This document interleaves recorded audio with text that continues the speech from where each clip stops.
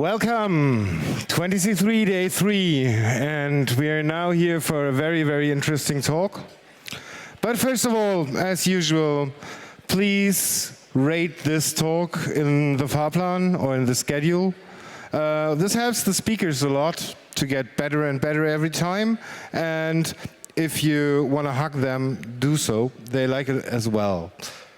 So, but the next talk I can't introduce, I'm not fit of that, so for that I call Jacob Applebaum on stage.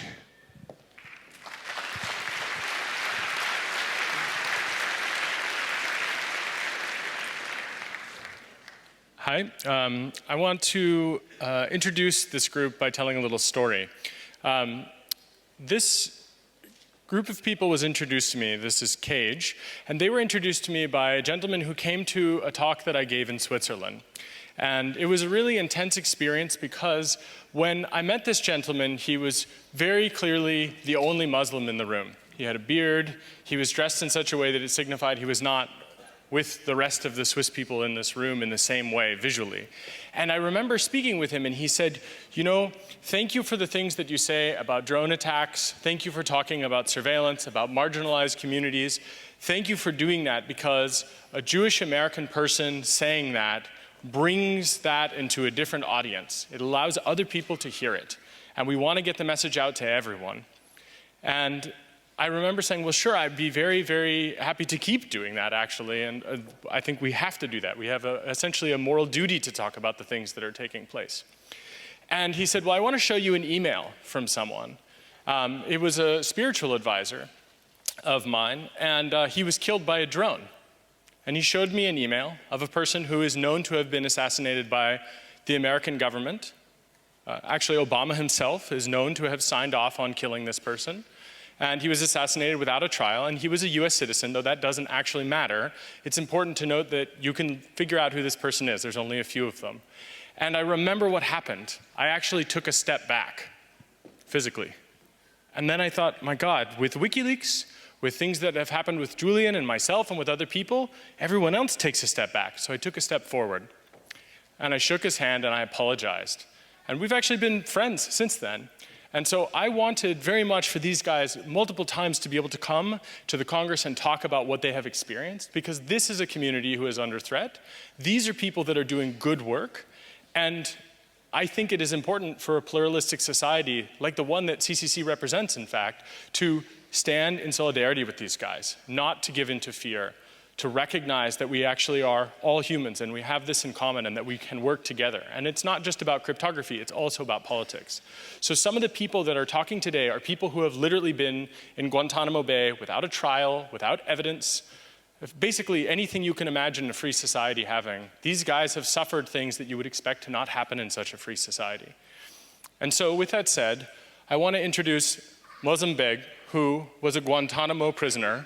And he cannot be here today because the British government, after he was released from Guantanamo Bay, actually seized his passport and he cannot travel here from the United Kingdom. So we have to use video in order to actually have him speak today. So this is a person who is a victim in the war on terror. And he's also been jailed. And in fact, this quote on the shirt, "Sometimes knowing too much can be a curse," was a tweet that he made before he was arrested in the UK, again on trumped-up charges, and again the case collapsed. So this, if we get the video up here, almost.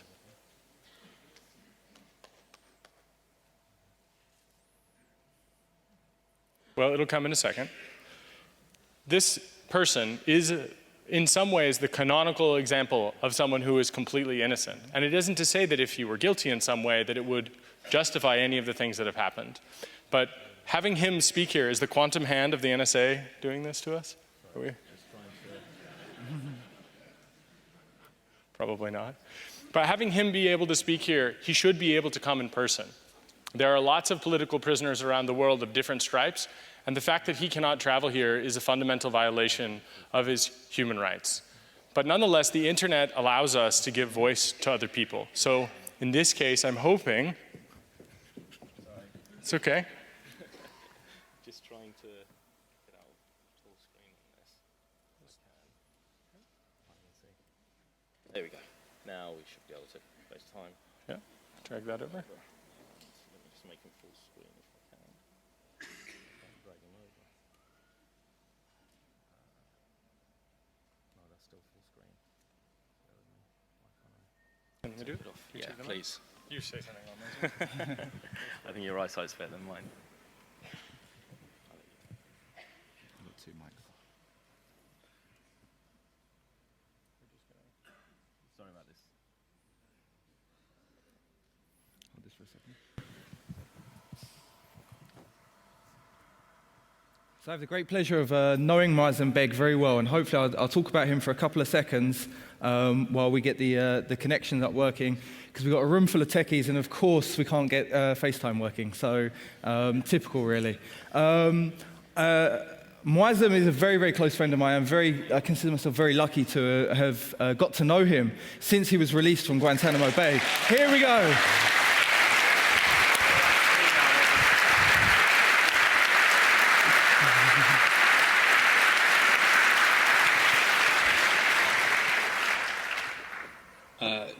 Are we ready? We are ready. We can hear you. Well, first of all, it's my absolute great pleasure to be addressing you remotely from Birmingham, where I live, where I was born, to you in Hamburg. It's quite bizarre, but actually the first time I was ever in any kind of a video call or video conference was from the Bagram detention facility where I was held by the Americans in 2002. And I had, bizarrely, an interrogation conducted via a video link. It might seem implausible now in the sense that the technology was perhaps not as advanced as it is now, that people can have it in their homes. But back then, I was shocked that here in the middle of the Afghan mountains, the Americans had bought these fancy computers and were trying to get me interrogated and getting me interrogated by members of the CIA and the FBI right across the United States of America, where they had deemed me and hundreds of other people caught up in the war on terror as enemy aliens, enemy combatants, unlawful belligerents, any type of name you want to designate somebody with other than the ones that they deserve, i.e. human beings. And essentially this is what has happened in the war on terror, that people have been defined according to codes that we thought that we'd done away with, that things like Nuremberg, things like the United Nations Conventions Against Torture and Cruel, Inhuman, Degrading Treatment would never happen again. Yet the reality is, in 2015, Guantanamo is still open. I was just recently with a friend of mine called Shakir Amr, who unbelievably has been returned to the United Kingdom after 14 years of detention without charge or trial, held on the basis of secret evidence that he could never challenge, kept away from his children, which included a child he'd never seen, and the others so young that they don't even remember their father. Now, one would think that perhaps this is the sort of thing that goes on inside deepest, darkest Africa or Asia or some country where the rule of law simply doesn't apply. But this was between two parties known to the world as the bastions of democracy and freedom and human rights. The British government, who were complicit in keeping him and me and many others there, and the United States of America that has invaded numerous countries in the name of protecting human rights. If it wasn't so serious, it would be laughable. But the reality and the truth of the matter is that these are just some of the measures that are available to the governments against those people. Not just terrorists. We all understand that there's a need to defend against any terrorism. But this goes way beyond that, because nowadays, as you'll be well aware, everybody is called a terrorist. If you can see, for example, in the British Parliament, the British Prime Minister, David Cameron, actually said to the opposition leader, that is the leader of the Labour Party, Jeremy Corbyn, that you and your party are a threat to national security. And he even called him an apologist, a sympathizer for terrorism. So if that can be said to the leader of the opposition party in the United Kingdom, who is prospectively the future prime minister of this country, possibly, then what do the rest of us, where do we fit in all of this? And the laws and the measures that have been meted out against us include a series on a raft of legislations, which I just want to explain to you, have affected all of us who have been calling for accountability. And essentially, this is the price of dissent. The price of dissent isn't simply that you get vilified in the press, as we do quite regularly.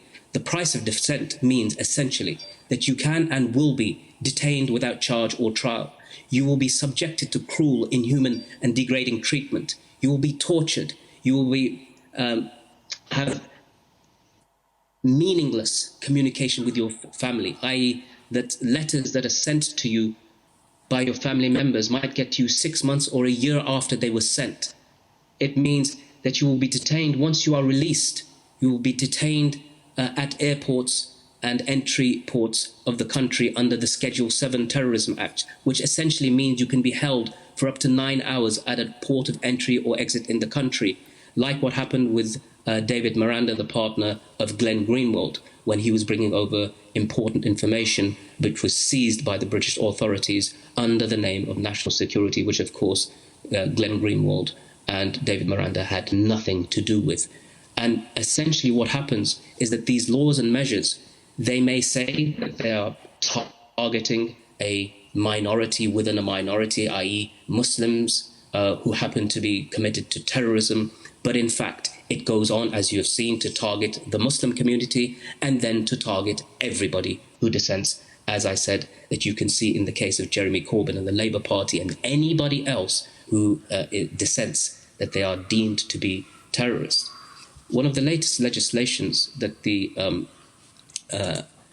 Home Secretary of this country has said that is culminated after a multitude of laws that have been passed in this country, now says that in the Snoopers Charter, under the new investigatory powers bill announced by the Home Secretary, that the internet browsing history of everyone in the UK, everyone, will be stored for up to a year by the security services, and they will be given access to the lists of visited websites without any warrant. This essentially means, if you were to translate this into non-technical terms, that they could enter your home and take away all of your belongings and every document you've ever had, without any warrant, without any charge sheet, without any arrest, without any evidence at all, and simply keep it in their custody for up to a year or more. And you couldn't do anything about it. Simply because this exists in cyberspace. This is what the government will be arguing. And this is where we've got to, because sadly, people have been silent. They've remained at best silent, at worst giving it approval, when they saw these lists of law after law being passed that exclusively applied to people from the Muslim community. And just to give you an example, when I came back from Guantanamo after 3 years of detention without trial, within days, my passport was seized. I was subjected to something called the royal prerogative, and that is, for those of you who don't understand, something in our democracy in Britain where the Queen decides, with the power invested into the Home Secretary, that your passport can be taken away from you from an unlimited period of time. And it's based upon secret evidence that you could never challenge in court. So mine was taken away, and the passport of others, for several years. I challenged it. Eventually, I got my passport back. But not did I travel to any country and return to the UK, except that I was stopped under Schedule 7 of the Terrorism Act, which meant essentially I could be detained without charge, again, at the ports of entry and exit in Britain.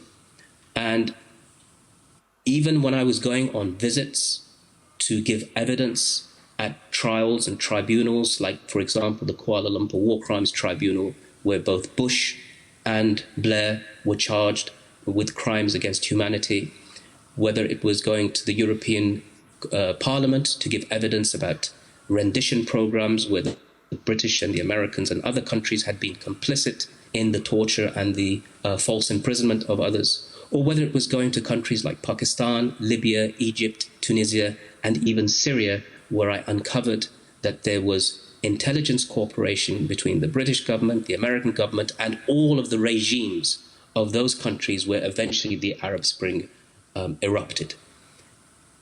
In all of those cases, being stopped at ports of entry and exit of the country was a matter of routine for people like me. And of course, eventually, they just decided that this is too much, and after a return trip from South Africa, they decided to take my passport again away for the second time in 2 years without any legal process, without any explanation, without any ability to see the evidence that they're using to take this away from you. But it goes beyond that. I was then again arrested because of an accusation of being involved in supplying finance to people in Syria. And essentially this was that I provided an electricity generator to the Syrian rebels. And as a result of this, I was raided. I was by 150 police officers. My children scattered throughout several homes because my home was uninhabitable with all the police around it. I was taken to a maximum security prison, held there as a Category A prisoner for 7 months, only at the end of it to be declared innocent by the very people who took me in. But even after that, it didn't end. During the period of time that I was in prison, my assets were frozen under a terrorism asset freeze. Cage, the organization that you will be hearing much more from, had their accounts closed. My own accounts were closed. My wife's account was closed. My children, including my 11-year-old son's accounts, were closed, again, without any recourse to justice. And essentially, I've tried to figure out in my head, why? What did I ever do to these people, to these governments, ever in my life? I've never been to America, but America has been to me. It came and took me from my home in Pakistan in 2002 and took me to the world's most notorious prison. And since that point, they have never shown in any way how I've harmed them, except for one way: seeking justice and accountability. And if seeking justice and accountability they think will harm them, then I'm going to continue to do that, because nobody is above the law and nobody is beyond accountability. And essentially, when you have found time and again that your own government has been complicit in the abuse, the physical and mental and psychological abuse of citizens of its own country and beyond, if you are able to do so, you are duty bound to ensure that you uncover every truth, though they despise it. And that is the price of dissent that we have been paying for the past 10 years. Things have got, as you've seen, from bad to worse. But in this process, though we have made enemies as far as some governments are concerned, as we know, people are not supposed to be afraid and frightened of their governments. Governments are supposed to be afraid and frightened of their people. And in this regard, we have gained so many allies and supporters that it's hard to count them anymore. Cage has gone on from being just an organization that solely used to campaign for the rights of Guantanamo prisoners to an organization now that stands up for the rights of everyone. And when I say everyone, everyone that is being designated in the so-called war on terror as some sort of an extremist without any legal process at all. So essentially now, just before I finish, what's really important is that we are in a new era, and in an era where most of us don't even understand where we're going to fit in all of this. We don't know what will happen tomorrow. We don't know with the technology that is moving on as we speak. We don't know where it's going to take us. But something I just want to give you an idea, just to recognize for all of you, and I think it's very relevant to you. During one of my interrogations in the Bagram detention facility, which is in Afghanistan, it was a place set up by the Americans shortly after they invaded Afghanistan in 2002. I was asked by the CIA for a password for an encryption program that I was using. And at that time it was called PGP, Pretty Good Privacy. I was new in it. I hadn't understood its detailed operation system. It was something that I thought I was introduced to, and I'd used it a few times. The police in Britain, while I was in the Bagram's detention facility, raided my home and they took my computer. They passed on that information to the Americans in Bagram. In Bagram, I was approached by the CIA and the FBI and told that if you don't give us this password, then some terrible things may happen to you. And let me just explain to you what sort of things were happening in Bagram, so you've got a flavor of the type of place it was. In Bagram, I came across the case of a man called Ibn al-Sheikh al-Libi, and it's so important because that's the reason you'll find in a moment why we are where we are today. The CIA said to me, if you don't cooperate with us, we will send you to Egypt, just like we did to Ibn al-Sheikh al-Libi, who they claimed was a senior member of Al-Qaeda. They had in fact sent him to Egypt. In Egypt, he was tortured under the intelligence chief of Hosni Mubarak, the president, into giving a false confession. That false confession was that he was a member of Al-Qaeda, the first falsity. And the second falsity is that they were working with Saddam Hussein on obtaining weapons of mass destruction. This information was taken by Colin Powell, who was the US Secretary of State at the time, presented to the United Nations Security Council as credible evidence to invade Iraq, and that's exactly what they did.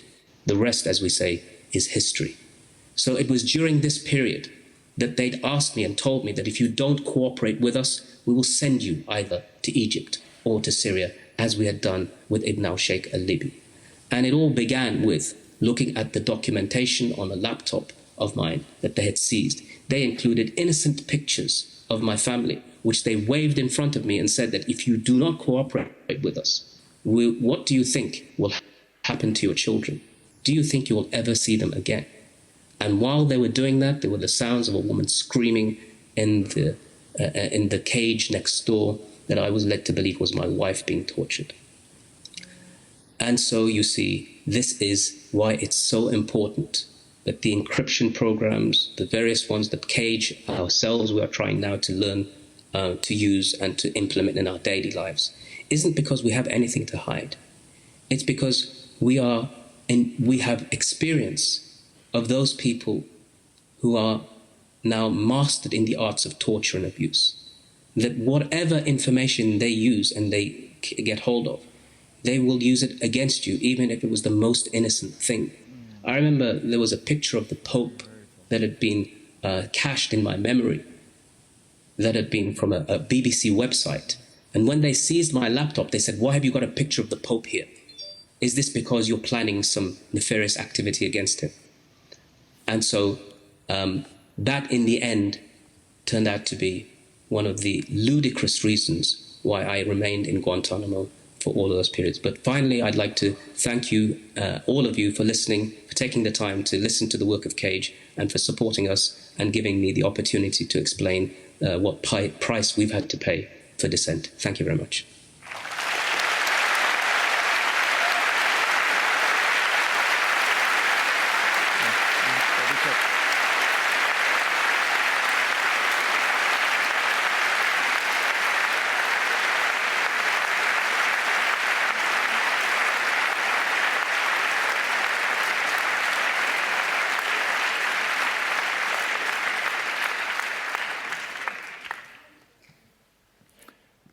Excellent. So that was Moazzam Begg, very good friend of mine who actually introduced me to my wife. So I've got a lot to thank him for. My name's Cerie Bullivant, and I'm from Cage as well. I got involved with Cage after being held in the UK, in Britain, under secret evidence and secret trial for 2.5 years. 6 months of that in Belmarsh, a high security prison. The case against me was secret. I was never given any reason. And even though now I've been found innocent, to this day I still don't know what it was I was even accused of in the first place that meant that I had to spend 2 years under house arrest and 6 months in a high security prison. I'm sorry, I can't wait for the slides because Moazzam went on for a little bit longer and we're very pushed for time. Jacob will tell me off if we run over.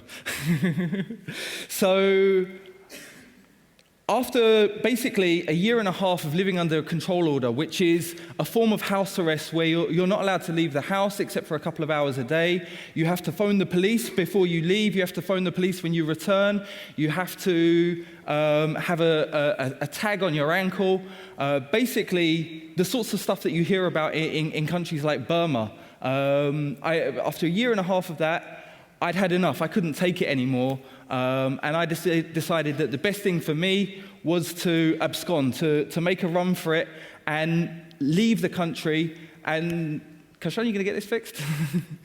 to leave and to go on the run and to go into hiding. You can see up there a lovely wanted picture. Have you seen this man? That's me when I had hair and in a vest. I don't know why that's there. There are some people in this world that weren't built for vests, and I'm one of them. So, having spent about 6 weeks on the run, it was major breaking news at the time. You had the Independent Review of Anti-Terrorism legislation, Lord Carlisle, saying these are dangerous people and we have solid intelligence about them, but we can't tell you what it is because it's a secret. And you can check that up, it's in the Sun. He says we have solid intelligence. He'll come up later. Can we move along? As I said, I was found innocent. And it was because of that experience, because of going through it, because of feeling it on a first-hand basis myself, that I came to be working with CAGE. But why CAGE? Why not any other organizations? There are plenty of human rights groups out there. And my mother, who had always been my biggest supporter throughout this whole period where I was held under secret evidence and secret trial, she had always believed in me. And when I was in prison, she'd gone to these large human rights organizations, some of which are represented here. And unfortunately, none of them had been willing to take on my case, even though there was secret evidence and clear breaches of due process and the norms of justice that we all understand. None of these major human rights organizations were willing to touch it because it was terrorism. And, these cases often look quite bad. So it was after I came out that I found out that the only people that were taking on these cases, the only people that were speaking out on these cases of due process were CAGE. They took on cases based on principle, not on whether they were trendy and you'd be the cause celeb for defending them, not because they'd get praise in the media and lauded about. In fact, CAGE actively took cases that were unpopular because those are the ones that we need the most. It's fundamental that if we do not protect the rights of everybody, then really we don't have the rights for anybody.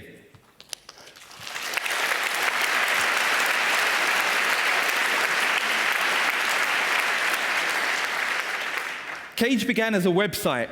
Back in those days, it was cageprisoners.com. And there's a beautiful quote there from one of our directors talking about the importance of the internet. CAGE existed to bypass the mainstream media that weren't talking about what was happening in Guantanamo Bay, to get information out there about the people who were held captive, and to give the power back to the masses and to change the narrative on these cases. We've seen that from Guantanamo Bay especially, that the vast majority, I think it's, don't hold me to, something like 97% of the people that have been held in Guantanamo Bay have been released without charge or without trial. Moazzam Begg amongst them, Shakir Amir, 14 years, who I'll be talking about a bit later on as well. And so what we see is that Muslims and the suspect community are the canaries in the mine. What happens to them and how things are tested out on them, because society at the moment, because of fear over terrorism, are more likely to be accepting of these things when it's posed as a terrorism issue and an issue that's not going to be affecting everybody. It's just these funny brown folk with big beards. So when we see what happens to them, inevitably it happens to the rest of society, starting off with activists and dissidents. The clear examples of that, David Miranda that Moazzam Begg mentioned, the lawyers for both Julian Assange and Edward Snowden, all have been affected and held under counter-terrorism legislation in the UK. And it's very important that I bring up those examples, I cite those examples because journalists and lawyers are meant to be two very protected roles in our society, two roles that are meant to hold people to account. And when you start trying to put fear into them, then this is a very, very dangerous step down a slippery road. A BBC journalist just recently had his laptop taken off of him, again, under anti-terror legislation. We've seen The Guardian affected by this as well. Kashan. So what we see is that after 14 years of the war on terror, are we any safer? If we look around the world now and compare it to 2001, is there less terrorism? Are we suddenly sleeping better in our beds? I don't think so. I think that that's a fairly obvious fact. I think if you look at the empirical evidence, the biggest things that have caused people to go towards groups like Al-Qaeda and ISIS are what? Guantanamo Bay, drone strikes, illegal detention, all of these things that scream of hypocrisy. We try to claim the moral high ground and say we're the West and we defend liberties, and our actions speak otherwise. And that's why Cage is necessary, to hold the powerful to account and to speak truth to power. The Magna Carta, this is a 800-year-old document that is meant to be the basis and foundation of law in Britain and in America. It's actually part of the Constitution in America and it is enshrined there. Not so in the UK, though. It's just turned 800 years old, and this is the main article of it that's still relevant today. In Britain, especially, I try not to focus too much on Britain because I know we have a very international audience, but the focus right now is on British Muslims accepting British values. That British values are this ideal set that we have to live by. And at the same time that we're being told as Muslims in Britain that we're not British enough, that we're not following the set government line enough, they are throwing these things out of the window. Even just from what you heard from Moazzam, from what I've been telling you about secret courts and secret trials, you can see that this has gone completely out of the window, which leads us to the core processes that Cage seeks to uphold. So Cage is about upholding due process. As I said before, everybody has the right to a fair trial. Everybody has the right to know what the accusations are against them. We need to work towards ending this cycle of violence and breaking it down. We didn't get to peace in Northern Ireland by more bombs and more killing. We got to peace in Northern Ireland by negotiation and trying to provide justice for all sides. And the final thing is empowerment. Empowerment by giving a voice to the voiceless, giving a voice to people who for so long have not been given the opportunity to speak out. So what has been the price of dissent for Cage? What have we paid as a price for it? This is a shot. Some of the guys that were coming with us to this conference, this is from 3 days ago. This was on their bags when they got to Hamburg. They were stopped by the German authorities for over 3 hours, questioned about this conference, why they were coming here, what they were planning to do here. And the German authorities said, we're just doing this because the Brits told us to. We checked out what this do not load stamp means. It basically means that the Brits weren't sure whether they were going to even let us come to this conference, and they put this on the bags to say, put it on at the last moment when we've decided if we're going to let them go. I think that even the fact that they try to block a simple communication like this says a lot about the price of dissent. Kashan? So, Cage have had their bank accounts closed since early 2014. That was when Moazzam had his accounts closed, I had my accounts closed, his whole family had their accounts closed. To this day, I still don't have a bank account. I have to rely on bank accounts of my friends and family, and that's fine, that's good. We're in great company with WikiLeaks there, who have also had their bank accounts closed, Tor, who have had theirs affected, and we're happy for that.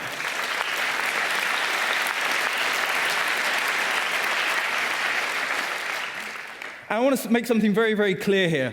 We're not moaning about the price that we pay for dissent. All of these things that we're going to be mentioning here are not something that we didn't know about going into this. You can't step up and speak out and account people in power without having some comeback on it. So this is about telling you about it, but also saying that that's fine, that's not a problem, and we're up for it. If they want to bring it, come on.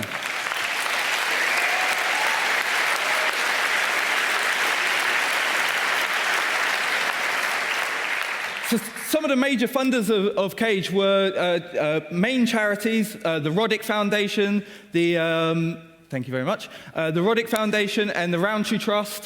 Fruit Pastels used to support Cage. And the Charity Commission came in and said that you guys can't fund them anymore. And it's meant to be an independent organisation. So we took them to court over this and we said that, look, you're independent, these are charities and their objective is to fund people who support freedom of speech and you're trying to block them and that's not within your remit. As we got into the court battle, we got access to a lot of their emails and all of their emails regarding Cage, and we found out that the head of the Charity Commission, William Shawcross, Sir William Shawcross, who will again come up later, was told by the American intelligence services, and in his own words, in his own emails, that they had to put pressure on Cage and try and stop our funding. And this was reported in The Guardian as well. There's been a barrage of attacks from the right wing. And I'll be honest, when you're speaking out against the military-industrial complex, you expect the Murdoch media to come after you with their knives sharpened. But it's gone beyond the Murdoch media. We have the Prime Minister of Britain mentioning us directly in speeches, telling the largest student union body that they shouldn't have anything to do with us and they should be ashamed of themselves for getting involved with Cage. This is the level to which it's gone to. Right at the very top, they're still coming for us. We've got a little rogues gallery here of middle-aged white men that don't like Cage. So starting there with the leader, we've got David Cameron. The PM does not stand for pig molester. It's Prime Minister, okay? William Shawcross, who, as I said, was the head of the Charity Commission, he's also the Queen's official biographer. So we see here that at the heart of the establishment, a strong neocon thread of people who have taken it upon themselves to attack Cage, and in some cases, myself personally, Lord Carlisle, he was the independent reviewer of anti-terrorism who said that their secret evidence was solid against me personally. However, when a judge finally got to see that evidence after 2.5 years, he said there were never even reasonable grounds for suspicion. I want to clarify that. There were never any reasonable grounds for suspicion that I'd done anything wrong, let alone been involved in terrorism. Now, reasonable grounds for suspicion, which is the burden of proof that they have to prove with the secret court and secret evidence where they can't hear your side of the case. Reasonable grounds for suspicion is the burden of proof you need to do a stop and search on the street. 2.5 years of my own life taken away on the basis of a burden of proof that is stop and search. Next slide. So we're going to play a little game here. We're going to get some hands in the air, a little bit of audience participation. So just chuck your hands in the air like you just don't care. How many people here have had their bank accounts closed for no reason and with no accountability? There's a couple, but largely all the hands down. Well, this has been happening across the Muslim community. It's happened to two people within, two workers within the organisation, one board member, myself, Moazzam Begg, and it's going on amongst a whole range of other groups and organisations, including the Cordoba Foundation, Anas al-Takriti, and others. How many people have had their passport taken away and given no due process to try and get it back at all? Well, now in the UK, under the Royal Prerogative and other legislation, this is happening more and more and more amongst the Muslim community. I've had my passport taken away under the Royal Prerogative before. Moazzam Begg has had it taken away twice. My next door neighbour, when I used to live in Birmingham, had his passport taken away. And I personally know of probably about 40, 50 people that have had this happening to them. How many people here have been banned from entering countries for no other reason or for given no reason? Again, we've got 1 or 2 hands here. Again, Cage members have been barred from a pretty impressive list. Myself from Turkey, I was going on an aid convoy and they decided that the sleeping bags that I was going to be giving to refugees in Turkey were far too dangerous, and I had to basically hitchhike back to the UK from the Turkish border, which was a fun trip. Next one.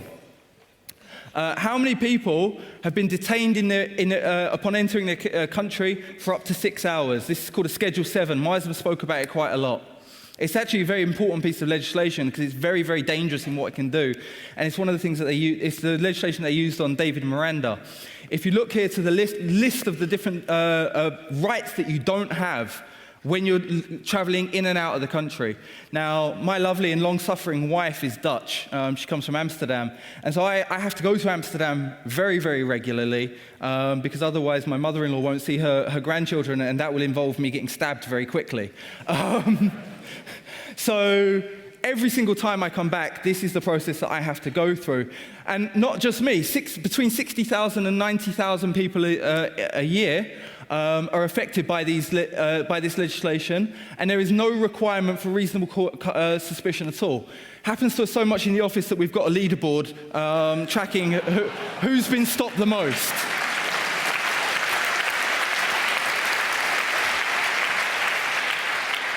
Okay, now this is the future, and this is very scary, and this is what we're just starting to see happen. How many people have had their children taken away because of their religious or political beliefs? That's a horrific statement. Just the fact that we can say that is horrific. We warned that with the new legislation where Prevent became mandatory and statutory, and every civil servant has to implement this policy of basically spying upon communities, the outcome of that would be children being taken away from their families. We were told that we were scaremongering and that would never happen. It has happened. It's already been happening. Cage are dealing with 8 cases at the moment, and these cases are again being heard in secret courts and involving secret evidence. You've got 360,000 public sector workers who have been trained to spy on Muslims, who have been trained to spot the signs of radicalization. Those signs of radicalization, and the effect of that has been a 500% increase in the number of Prevent referrals.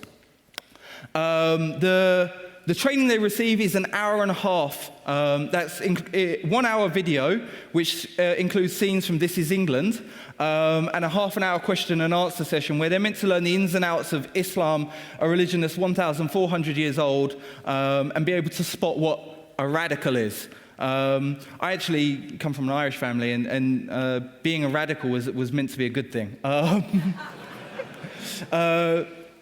So this is a terrifying development in the war on terror. We're going to talk more about Prevent later on, as long as I don't get shouted at. I'm going to skip over this bit because you heard about those. It's not scaremongering. These are all documented cases, and we are not going to be silent on these issues. We will keep on talking out. We will not lay down. We will not shut up, because it is an obligation upon us to speak truth to the people in power. And we will continue to speak truth to the people in power, as we did when we compiled the first comprehensive list of people that had been held in Guantanamo Bay. We will continue to speak truth to power, as we did when we exposed the British complicity in the rendition and CIA torture programs. We will continue to speak truth to power in the way that we did when Moazzam was able, through his work and through his campaigning, to change the views on Guantanamo. We will continue to speak truth to power when we expose black site CIA prisons. And we will continue to speak truth to power to countries like Abu Dhabi that have secret prisons. And the reason why the Qatari embassy is on there is because there was a Qatari man being held at this secret prison within walking distance of his own embassy, and his own embassy had no idea of it.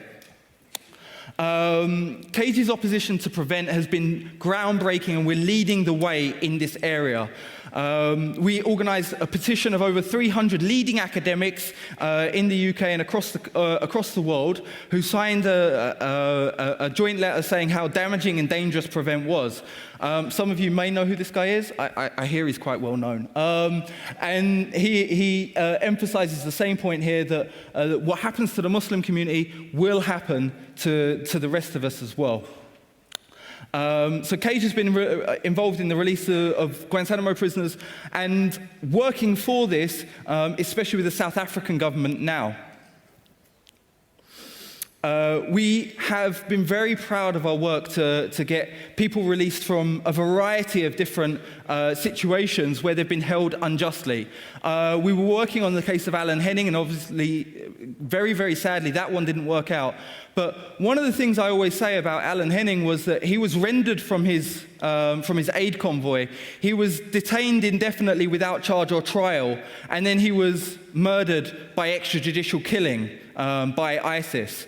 And we stand up against that, and we campaigned for his release, and we were working behind the scenes for his release, and we have done for other people like Norman Kember, and for us, it doesn't matter if you're ISIS and you're kidnapping people or you're the CIA and you're kidnapping people. It's all wrong, it's all illegal, and you should be held to account.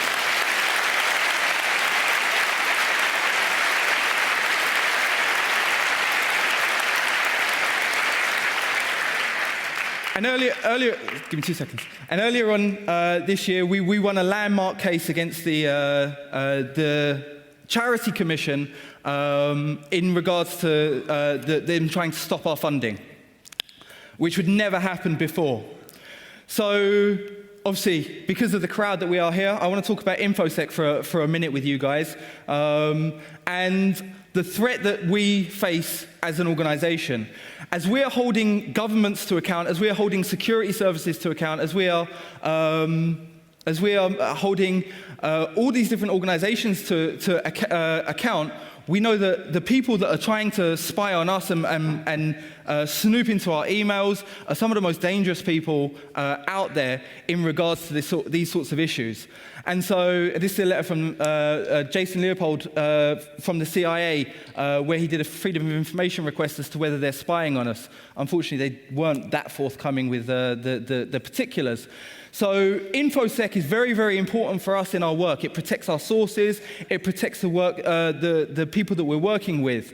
Tor is our standard browser in the office. It would be very, very bad if anyone was caught using anything else. And we're looking to, within the Muslim community around Europe, to do a Tor tour, which just sounds brilliant, where we're hoping to help people learn about Tor and get communities using it more frequently because it's such an important piece of kit.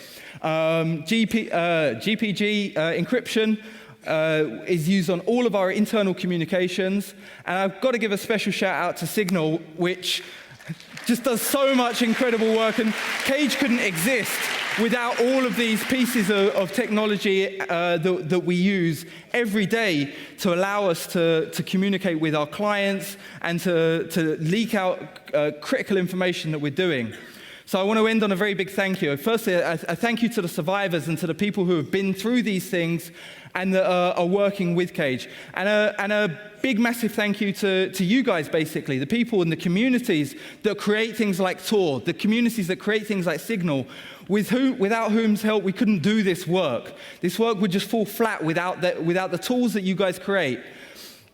The tools that you create are saving lives and exposing lies. Thank you very much.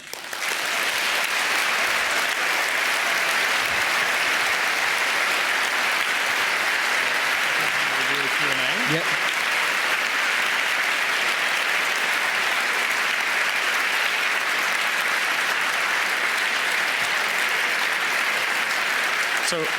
So now we're going to, if you want to exit, now would be a good time, but we're going to do a Q&A. But before you leave, there's one thing I want to say, which maybe is not the kindest thing to say, but it's an important thing to say. Now none of you can say that you didn't know. So it's up to us to do something to change these things.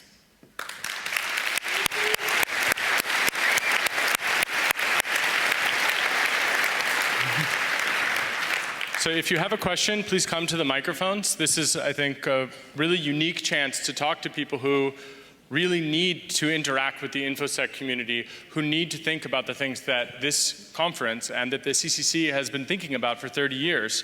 And getting these groups together is really huge. So I hope that you'll welcome Cage and integrate them into the community, sit with them in the tea house, really talk with them, and come to the microphone now to ask questions.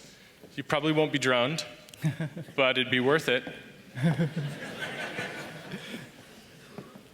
Do you have a question? Okay, I guess thank you for having this talk, because we always knew people were spying, but seeing this happening in more or less our neighbor country is quite shocking, to be honest. And I guess my question is, since you're using Tor and GPG and Signal and all of that, have you experienced any flaws? So the government knowing things you only communicated through supposedly secure channels? So far, we haven't had any cases where we've found obvious flaws and seen identifiable issues yet. But it's my inclination that if there was, they'd probably be quite careful not to expose it to us. But like, so far so good, and we can only do what we can. But we haven't had any complaints yet. Thank you very much. Really impressive talk. A question from the internet, please. Yes. What can we do to strike a balance between government overreach to prevent terrorist attacks and privacy protection? Okay, so I couldn't see who asked that, but thank you for the question. Oh, okay, over there. Yeah, no, I think what we need to do is remember always our fundamental values and our fundamental principles about the rule of law and implementing justice equally, regardless of the situation. Generally speaking, every time you go into the realms of overreach, you're making the problem worse for yourself, not better.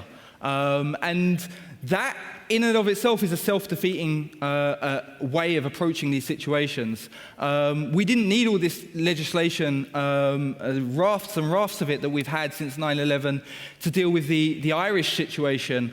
And to be honest, the Irish were much better at being terrorists than the Muslims have proven to be.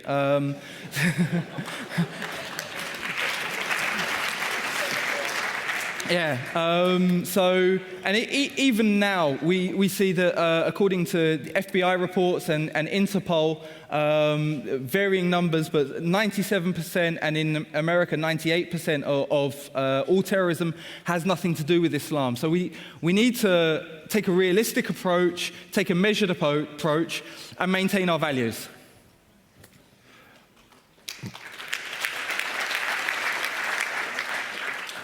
Microphone 6, please. Hello. Yes. So I'd like to ask. So you've had all your bank accounts closed and so on blocked. So, and this is one of the supposed use cases for Bitcoin. I'm just wondering, have you been using it, or what reasons have you had for not using it in a wider sense? Okay, so speaking personally, I'm not a great techie. Bitcoin is something I've looked at a few times for getting involved in and using, and it's something that Cage have been looking at. I think one of the main reasons that's sort of held us back so far has been market fluctuations. I think, as far as I understand, and as I said, it's not my area of expertise at all, but with the fluctuating value of it, it can be quite, there's been some organizational worries and concerns on that regard. But it is something that we're definitely looking at. And coming to places like that and meeting people like you guys who are experts in these sorts of things is very, very invaluable for us, because we need that layer of expertise and advice. Microphone 1, please. Thank you so much for coming and sharing your story with us. This was a really incredible talk. I think, kind of piggybacking on what you just said, it's super important for communities like this one to hear about experience like yours, not simply because we can probably help you with digital security, and it's really awesome to see that you're already using a lot of these tools. Could you maybe talk about other organizations like Cage that are not in the UK, since this is such an international audience, and how we might be able to reach out to them to sort of offer them the same resources, or at least just be in touch in solidarity? There are a load of really, really good organizations that are doing similar sorts of work. So in France, where at the moment the legislation in France has gone into hyperdrive, it's absolutely insane. I was telling you about control orders that I was under. In the wake of the Paris attacks, in a space of 2 days, they put 400 people under these sorts of similar measures without charge and without trial. They're actually, the French government are putting in a request to the Supreme Court to look into the legality of opening up a domestic Guantanamo Bay where they could lock people up without trial and without charge in France. So we're looking at internment camps on mainland Europe, basically. And so in France, there's a brilliant organization called CCIF. My French is absolutely terrible, but I think it basically means like standing against Islamophobia. But they are doing some brilliant work. There's quite a few organizations in Holland that are doing some good stuff on this. Helen Duffy, who's based in Den Haag, is absolutely superb on this sort of stuff. And so there are quite a few things. We're going to be upstairs in the tea room. If you come chat to us, we can give you sort of a more full list. Thank you. No worries. Microphone 2, please. Hey, first of all, I'd like to say that you guys are insanely brave for what you're doing, so, yeah. Thank you.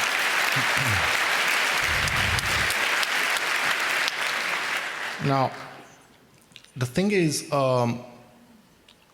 nobody likes abuses, and nobody in their right mind would ever condone being wrongfully accused or being taken to Guantanamo or whatnot. But there's this crazed fear about terrorism in light of the recent attacks. So what do you think the security community or you guys could do in order to help Big Brother or whoever to prevent terrorism? Because, okay, we are fighting abuse and that's great, but these things do happen and I'm personally terrified of that. Yeah. Look, we're all terrified and scared of the dangers that we're placed under. And I think at the same time, we have to make sure that we take a balanced approach and we look at these things in a scale that's befitting what they are. The attacks in Paris were horrible, and no one would deny that. Unfortunately, according to Nobel Peace Prize winning statisticians and doctors, there have been 4 million deaths since the war on terror from indigenous Muslim peoples in their own lands. So we have to, if we want to get past this war on terror, we have to move towards a situation of justice for all peoples. And to be honest, we have to realize that and take our own privilege into account. Western lives are valuable, all lives are, but so are Eastern lives as well. And as long as we are rampaging around the world, dropping bombs willy-nilly, then there are going to be those people that are going to seek to attack us in the same sort of way. It's horrific and it's wrong and it shouldn't happen. But it happened with the Irish. It happened in South Africa with the ANC, and Nelson Mandela was involved in bombing campaigns. And so we have to look at this in the context of history and not take history away from what's going on at the moment.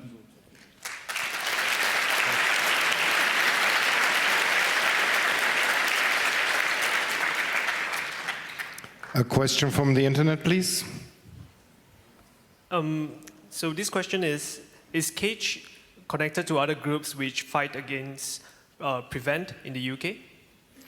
Yeah, in terms of working against Prevent, there's a very good organization called Prevent Watch, which do incredible work dealing with the people who are affected by it. We had a case just recently of an 8-year-old boy who was in class. They were discussing environmentalism, and this 8-year-old boy said, I think it's really good what Greenpeace do. They get out there and they stop the Japanese from killing the whales. They crash their boats into them. They're kind of like eco-terrorists. And 2 hours later, he was being taken out of the classroom by police and questioned about his views on Israel and Palestine and ISIS. This is an 8-year-old child in the United Kingdom. Prevent Watch brought that case out, worked with Cage, we got it out into the public sphere. We're working with the NUS, the largest student body in the UK. They have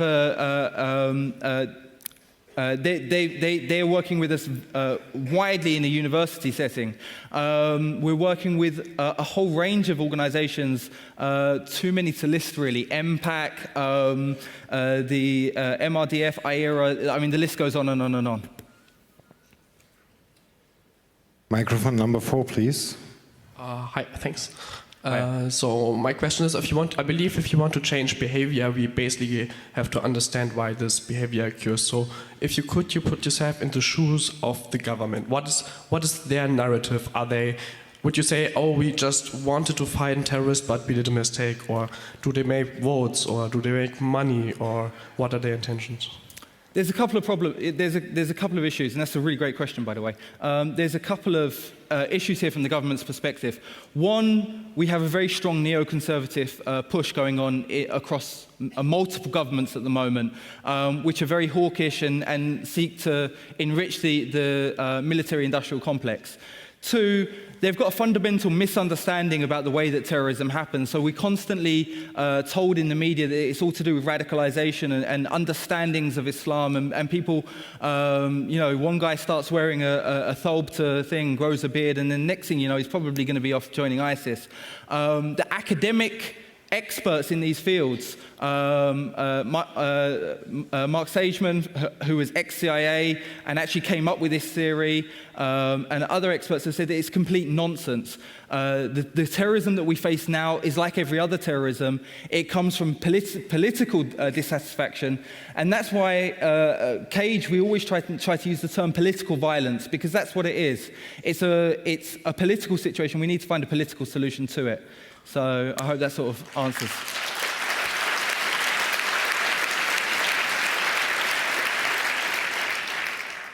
And the last question, microphone 2, please. Hi. Hi. Thank you for your question. Or sorry, this is my question. Thank you for your talk. I know exactly how you feel right now. Yeah. Okay. I'm glad it's you that's on stage.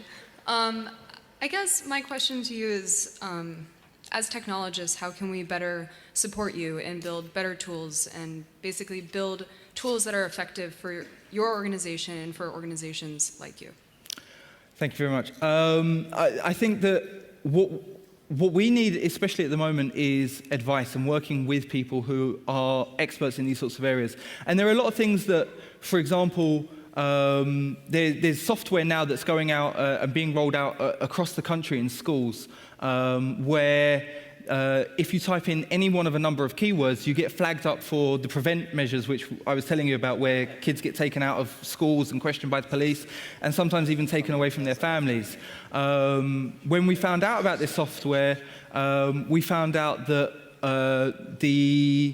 some of the names on the list for ordinary activists who have, and very, very clearly have, no reason to be on any such list. And so we're into, like, there's this McCarthyite system. And anyone checking typing things in can innocently then cause problems for themselves later on. One of the things that we tried to do is find out and work out what the full list was. We had a screenshot of a presentation that they gave, but we had no idea of how to approach those sorts of problems. So working with people like yourselves to sort of deal with these things would be very, very good. And sort of getting into sort of finding out and researching these sorts of issues.